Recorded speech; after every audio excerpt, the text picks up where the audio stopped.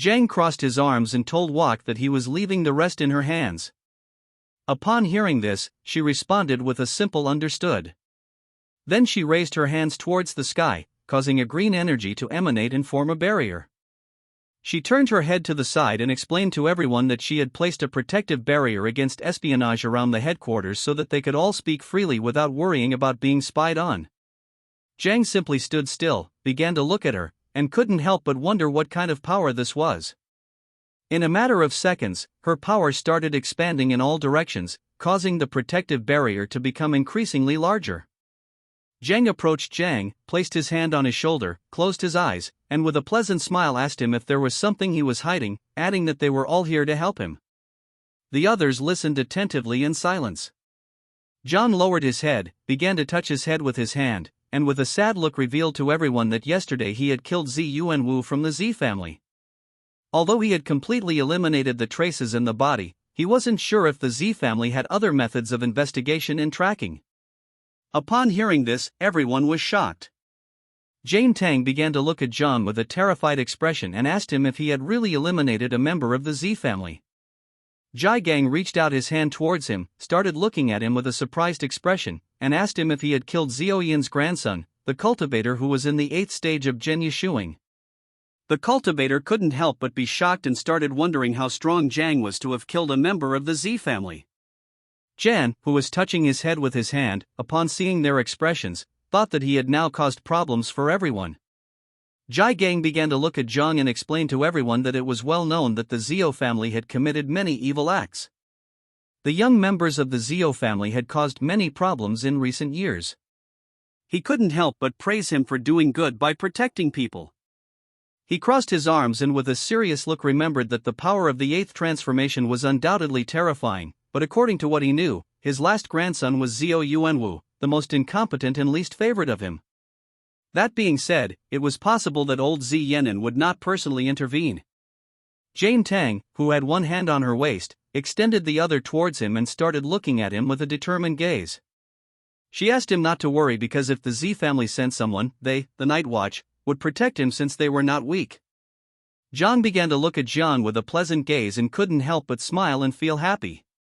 He was an orphan, and even though he had had neighbors who had helped him since he was little, this was the first time he felt like having a home. Ji Gang turned his back on him, started to walk away, slightly turned his head towards him, and thought that even if Zio Yuanwu was useless, he probably had already reached the 2nd level of cultivation. He quickly approached Jiang, grabbed him by the shoulders, started looking into his eyes, and with a surprised look asked him how he had managed to kill someone of level 30 in the combat class, being an awakened person of level 17 in the creation class. Dong became somewhat nervous, started sweating, extended his hand towards him, and asked him not to get too excited because, actually, at that moment, someone had helped him. Upon hearing this, Jai Gang asked him who had helped him. Jiang put his hand behind his head, closed his eyes, and with a forced smile revealed that the 3rd daughter of the Liu family who lived in Jianggan had been the person who had helped him. He also added that she had awakened a hidden defense class. Upon hearing this, everyone started looking at Jiang with a surprised look and couldn't help but wonder if he was talking about Liu Sando, the daughter of the wealthiest merchant family in Jianggan, the Liu family. Jiang approached Jiang, grabbed him by the shoulders again, started shaking him, closed his eyes, and with a pleasant smile praised him because even though the Liu family was not a family of warriors, it couldn't be denied that they were rich. So if someday Jiang found himself in trouble, then the Liu family wouldn't just stand idly by. He began to look at Jai Gang and couldn't help but sweat and wonder what he was doing at that moment. Jiang's body began to emit a powerful purple energy. Several seconds later, once Jiang opened his eyes, he saw that Jiang's body was surrounded by a powerful energy. Quickly, he removed his hands from his shoulder, and upon seeing this, he couldn't help but be shocked as sweat was dripping from his face. He began to look at him with a surprised expression and remembered that Liu Sando had awakened the defense class, so she didn't have much attacking power, which meant that the person who had killed Yuan Wu had been Jiang. Jiang extended his hand forward, and the poison mist of Little Nine appeared in his palm. He began to stare at it, revealing to everyone that he was actually an awakened person specialized in 2 classes. He revealed to everyone that his other hidden class was poison. D, in fact, who was standing behind him, started looking at him with a surprised expression and couldn't help but be shocked and wonder what this power was. Jai Gang tried to shake Zhang's hand, asking him how many more secrets he had that he didn't know, but Zhang moved his hand aside because in the palm of his hand was the poisonous mist of Little Nine and explained that this was very poisonous, fearing that he wouldn't be able to resist it. The others stayed silent, observing this without interrupting. Just before Zhang could finish his sentence, Jai Gang approached him, shook his hand, then closed his eyes and with a smile reassured him not to worry because he knew how to defend himself well against poisons. Little M's poisonous mist gradually began to make contact with Jai Gang's hand. Jane Tang started to stare at their hands, and upon seeing this, she couldn't help but wonder what this strange poison was. Several seconds later, once Jai Gang stopped shaking his hand and pulled it back, he saw that his hand had already been poisoned. Upon seeing this, he realized that this was not good. Zhang put his hand on his shoulder, closed his eyes, and told him that this time he had gone too far. Gradually, the poisonous mist began to spread over his hand. He grabbed his wrist with the other hand, stared at Zhang aggressively, and asked him to stop talking nonsense since he hadn't even tried to defend himself against the poison from the beginning. Upon hearing this, Jane Kong, who was standing behind him, closed her eyes and started laughing. Meanwhile, on the other side, CHW Buing sat near Jai Gang's hand and began staring at it intently while wondering what this poison was. Quickly, Jai Gang turned his head back to where Zioki was and asked her to come quickly and help him get rid of the poison. Z, who had one hand extended to the side, deactivated the barrier, causing the energy to slowly disappear. She put her other hand near her mouth, closed her eyes, and while laughing, responded to him with a yes. Zhang reminded him again that he had told him that this poison was very strong. He sat on the couch, and while he had one hand resting on his knee, he extended the other where he had the poison to the side. Z approached him, closed her eyes, and with a smile, she placed both hands near his hand and using her power began to heal him. While she was healing him, he turned his head towards Zhang, closed his eyes, and with a forced smile told him that this poison was very good, adding that the more skills he had, the happier he would be. Chuing approached them, placed both hands on the arm of the sofa, started staring at Zhang, and silently observed him. Several seconds later, once Z had completely healed his hand, with a serious look, he began to look at Zhang and despite him being very talented, he advised him to forget about enrolling in the Tenu camp since it was not good to enroll after what had happened with the Zio family. Although the Tenu camp offered many valuable resources, it was most likely that the prodigy of the Z family would also participate, so they should not risk it for just a few resources. Jane Tang, who was standing behind him, put a hand on her waist, closed her eyes, and began nodding to indicate to him that Jai Gang was right. Zhang started looking at Jai Gang with a confused look and asked what he meant by resources. While he had his eyes closed, he explained to him that resources referred to the blood of fierce beasts, equipment, and other things. If one could be among the first, then they would also receive rewards such as mysterious fruits and secret realm scrolls. Upon hearing this, Zhang couldn't help but be shocked and wonder if what Ji Gang was saying was true. He began to imagine the insects and thought that those resources were much better than going out to hunt fierce beasts oneself. No one knew, perhaps the insects could reproduce again. At that moment, while his body was surrounded by the poisonous mist, he began to stare at Ji Gang with a serious look and asked him to let him enroll in the camp as he was not afraid of danger.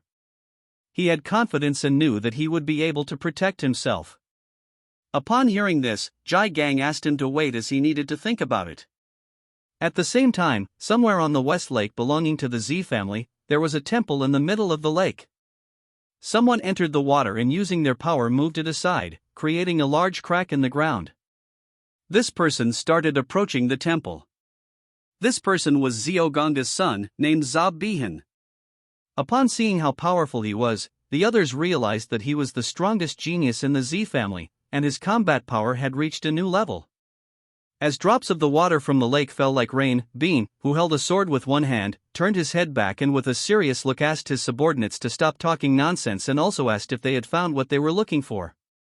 3 men wearing hoods placed their hands on their abdomen, bowed their heads before him, closed their eyes, and one of them revealed to him that he had found out that the young master Yuan Wu had been pursuing a woman named Liu Sando. He also added that she had been traveling with someone named Zhang Chen. Ban slightly turned his head back and with a serious look remembered that the girl from the Liu family was not from the combat class. He asked his subordinate who this guy called Zhang Chen was. The man revealed that Zhang Chen had awakened a creation class of divine rank. The last thing they knew was that he had gone to the night watch headquarters. One of the men placed a hand on his chest, bowed his head before him, closed his eyes, and revealed that they had discovered that he and Leo Sando had enrolled in the camp. He also added that, however, these two people were only suspects, and there was still no concrete evidence. Upon hearing this, Dean couldn't help but smile. With a penetrating gaze, he began to look to the side and thought that they were indeed suspects in this crime. A person who had awakened a creation class of divine rank was very interesting to him.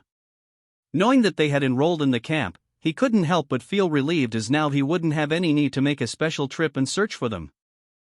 After 3 days, he simply decided to kill them at the camp. At the same time, at the night watch headquarters, Ji Gang and John went to his office and sat on the sofa. Zhang, who had one arm resting on his knee, extended his other hand to the side, began staring intently at Zhang, and explained that even though he had already enrolled him in the Tenu camp, he was still very worried. He had already found a powerful ally among the people registered for him. This person was the little princess, Muhan, from the Mu family, who had cultivation at the 7th level of transformation and was known as the Sealing Queen. Before going to camp, Zhang had to accompany her to explore a secret realm in which he would not only be able to improve his level but also establish relationships with his companions in advance. D, who was sitting in front of him with his elbows resting on the arms of the sofa, simply remained silently listening. Ji Gang approached him, took his hand, started looking at him, and with a smile explained to him that he had heard that Muhan was not only extremely beautiful but also the same age as him. She would be arriving soon, so he asked Zhang to use his charms to win her over. Upon hearing this, Zhang couldn't help but start sweating and become somewhat confused. He forced a smile at Ji Gang and replied that he was going to give it a try. At the same time, someone began knocking on the office door, and Ji Gang gave them permission to enter. Muhan and a man opened the door and began to enter inside. She rested her elbow on one hand, supported her head on the other hand, and started looking at Zhang. She told them that Gang had asked her to accompany someone to a secret realm. The man put his hand behind his head, closed his eyes, and started smiling. She asked Ji Gang if he had changed his mind. Ji Gang told her that it was an honor for them to meet her in person. Muhan crossed her arms and began to look at the ground, feeling somewhat confused. The man started touching his head and smiling. Seeing this, Zhang couldn't help but wonder what was happening. Both stood up. Ji Gang rested his arm on Zhang's shoulder, put the other one on his waist, started looking at her, and explained that he hadn't answered them yesterday because he was angry with her grandfather, but today he was willing to accept this, but with a special condition. That condition was that she had to take Zhang Chen with her. Upon hearing this, Zhang's expression changed drastically. He couldn't help but be somewhat surprised and start wondering what was happening. Muhan placed her hand on her hip, and as she walked towards them, she told him that she had already given him the level 30 secret realm scroll. After saying this, she asked if he still wanted to impose more conditions. Gang, who had his hand resting on Zhang's shoulder, told her that everyone had their own conditions. Upon hearing this, she thought that he was looking for someone reliable to level up with, since John couldn't enter a secret realm lower than level 50. She came to the conclusion that they were looking for her for this reason. The man put his arms behind his back and with a smile began to walk towards them in silence. She approached John, started looking into his eyes, and asked him what level he was in and what class he had awakened. He began to look at her and with a calm voice explained that he was level 17 and had awakened the creation class.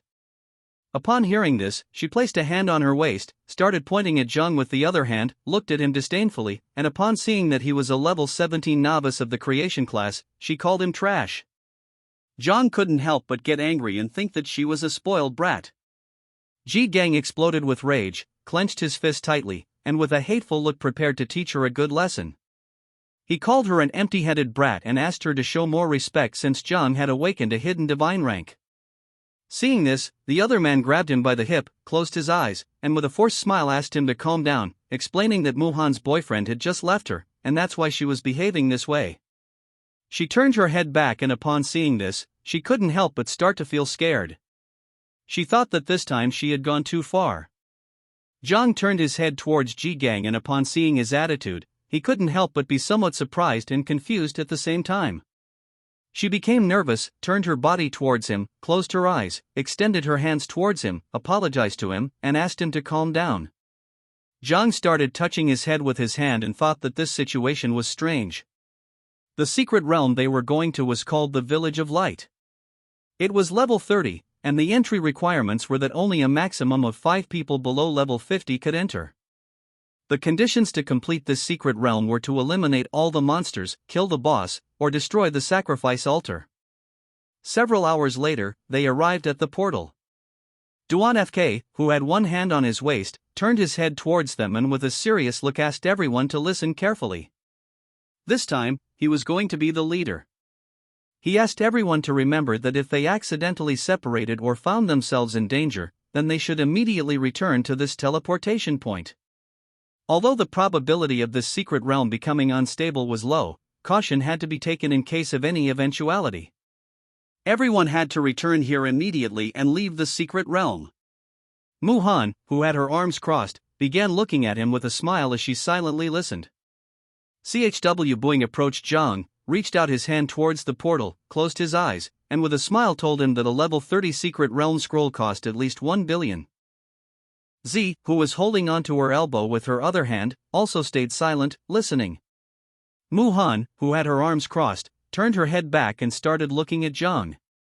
She called him a newbie and asked him not to start crying like a baby after entering the secret realm because it would only hold them back. Zhang simply started staring at her and remained silent. Everyone entered the portal.